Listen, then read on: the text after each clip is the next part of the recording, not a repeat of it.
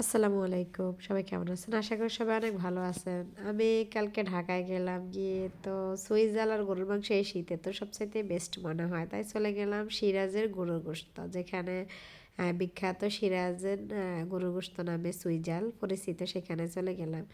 তো গিয়ে ফার্স্ট ওনারা আপনার ঘি রাইস দিয়ে দিল।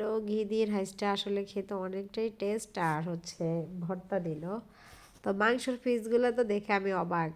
তবে জানি না কার কাছে কেমন লাগে, আমার কাছে মাংসটা এত টেস্ট লাগে, কিন্তু ঝোলটা আমার কাছে ভালো লাগে না কেন জানি না, অনেকটা তেল মনে হচ্ছে, আঠালো আঠালো টাইপের না আর কি ঝোলটা। কিন্তু মাংসর পিসটা তো সেই লেভেলের টেস্ট, আর তো সুইজালগুলো তো সেই একদম মানে যেগুলো একদম মোটা, হ্যাঁ, পাতিওগুলা, আর হচ্ছে দিয়ে দিছে আস্ত কিছু রসুন।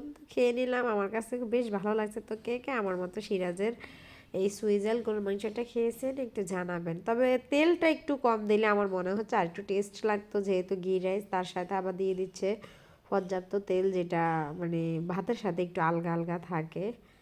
তো যাই হোক, আর কি করব, খাওয়া দাওয়া শুরু করলাম। আমার কাছে মাংসটা মানে একদম সফট, সফটের জন্য আর কি ভালো লাগছে। আর সুইজালটা যখনই আমি মানে একটু করে খেলাম, কি যে টেস্ট।